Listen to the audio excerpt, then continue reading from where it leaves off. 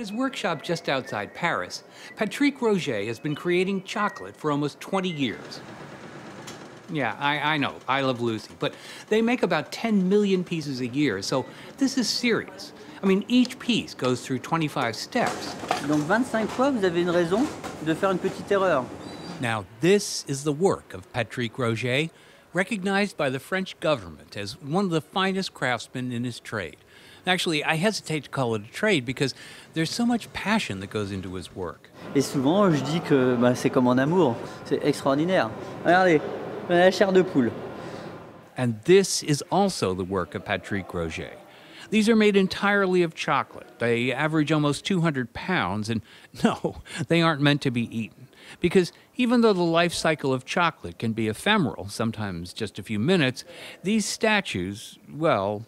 Comme chez mes parents, nous avons des pièces qui ont 23 ans maintenant. 23 years, and yet... J'ai ni étudié la sculpture ni le chocolat. C'est pas de chance, hein? It doesn't seem to have held him back.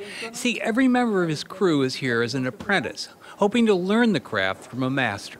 It's exactly how Roger began, except for the fact that, well, this wasn't really what he wanted to do, because as a kid growing up in a small town... Jusqu'à 18 ans, j'ai mangé que des chocolats qui étaient mauvais, donc j'ai pas mangé de chocolat, et c'est à partir de 18 ans que ça va basculer.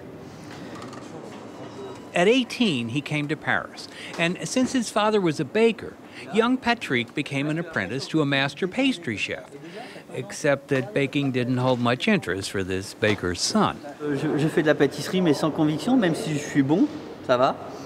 So the chef assigned him to create elaborate chocolate centerpieces for A-list parties, and that was the turning point in his life.